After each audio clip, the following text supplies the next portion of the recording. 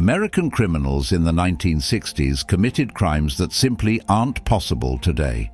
They took advantage of technologies, social customs, and weak security systems that no longer exist. Some crimes vanished as technology advanced, others faded when everyday life changed, and some ended only when law enforcement developed better ways to catch those responsible. Here are 10 common crimes from the 1960s America we never see today. Between 1968 and 1972, American commercial planes were hijacked 130 times. That's one hijacking every 11 days for 4 straight years. Criminals walked through airports carrying shotguns, pistols, and homemade bombs because security meant a guy checking tickets at the gate. Metal detectors didn't exist. Bag searches didn't happen.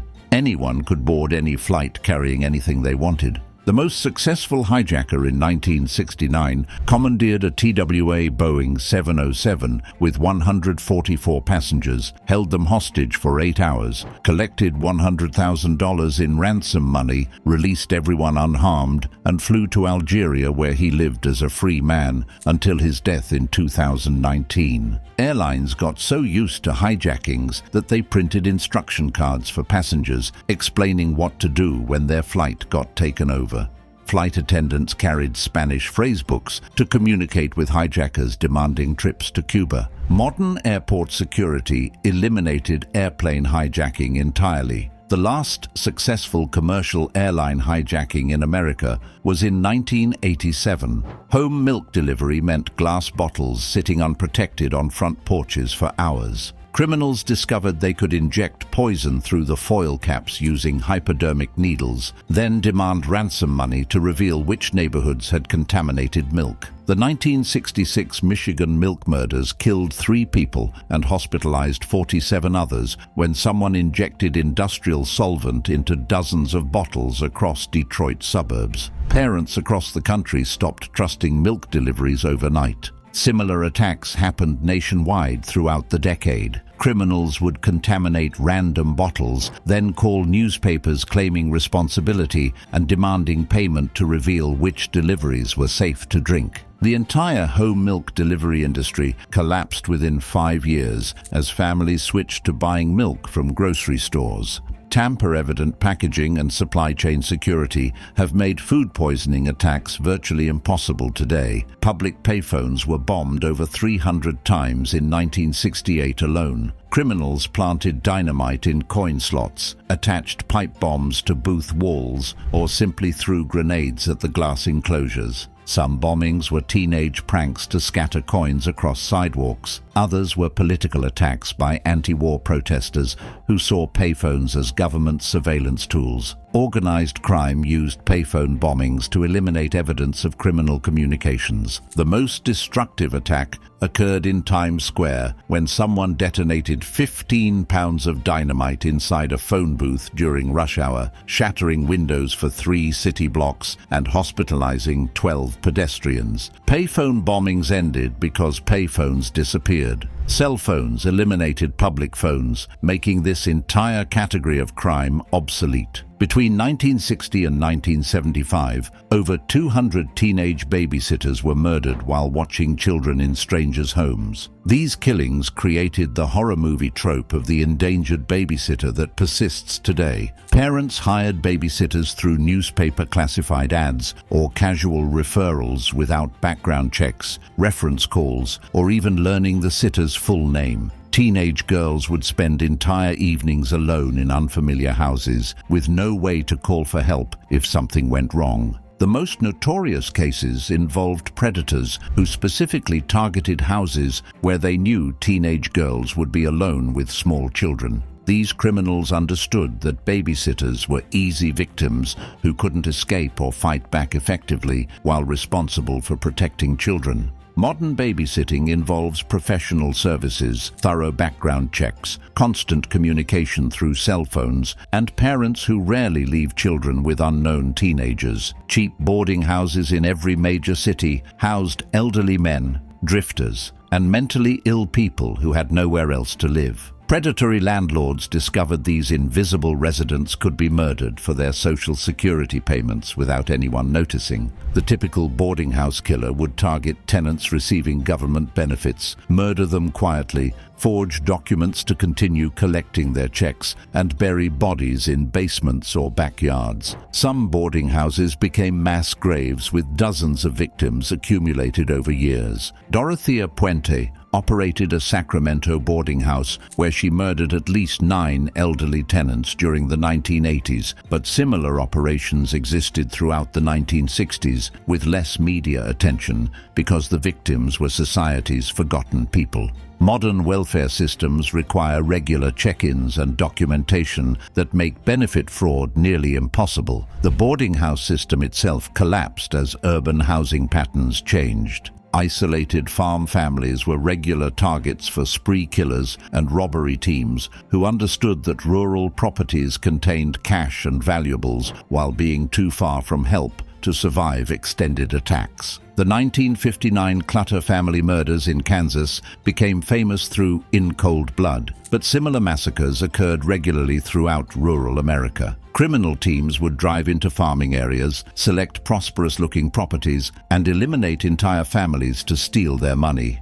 Rural isolation made these crimes perfect for criminals and terrible for victims. Farm families lived miles from neighbors with party-line telephone service that could be easily cut. Police response times measured in hours rather than minutes. Modern communication technology, cell phone coverage, and rural community networks have eliminated the isolation that made these massacres possible. Newspaper personal ads provided perfect hunting grounds for murderers seeking victims. The Lonely Hearts classified sections were completely anonymous and unregulated, allowing killers to pose as potential romantic partners. Raymond Fernandez and Martha Beck became notorious for murdering 17 people they met through personal ads, but dozens of similar killers operated throughout the 1960s using identical methods. They would target lonely widows, divorced women, and spinsters seeking companionship. The typical Lonely Hearts killer would correspond with victims through mail, arrange meetings in isolated locations, rob and murder them, then disappear back into anonymity.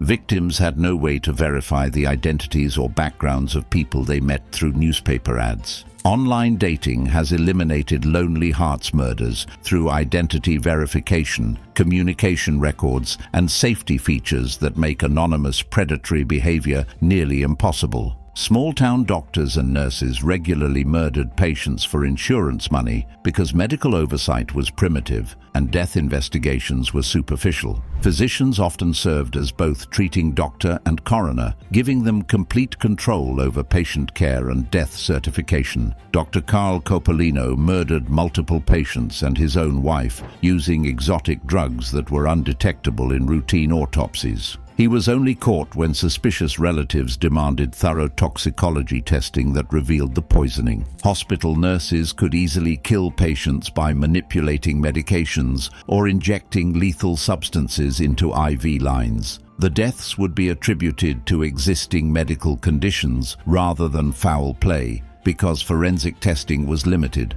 Modern medical systems have computerized records, medication monitoring, security cameras, and forensic capabilities that would detect suspicious death patterns within hours. Bank robbery was a viable criminal career in the 1960s because security was minimal and escape was relatively easy. Most banks had one unarmed guard, minimal cameras, and alarm systems that police could respond to in 20 or 30 minutes. Professional bank robbers could hit multiple banks across different states before law enforcement agencies coordinated their investigations. A well-planned bank robbery could net thousands of dollars with minimal risk if the robber left town immediately after the crime. The most successful bank robber was Willie Sutton, who stole an estimated $2 million from dozens of banks over 3 decades. When asked why he robbed banks, Sutton replied, "Because that's where the money is." Modern bank security with cameras, silent alarms,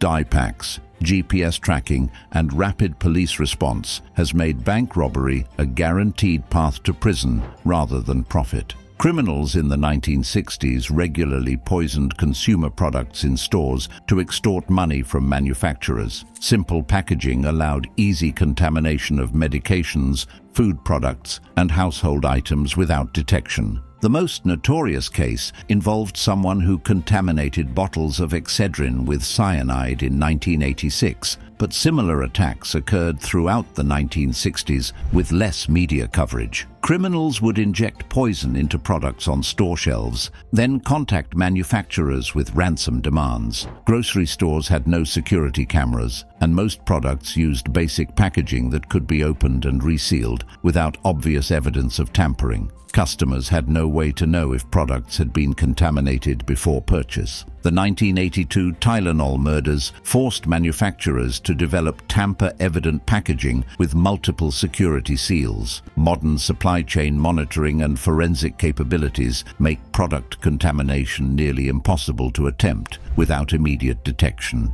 These crimes disappeared because America became a more monitored and secure society. Technology eliminated the anonymity and isolation that made these attacks possible, while improved law enforcement made getting away with them nearly impossible. The trusting America of the 1960s created vulnerabilities that criminals exploited, but it also reflected a time when people felt safe enough to leave doors unlocked and trust strangers with their children. Anyway, that's it for the video, folks. Bye.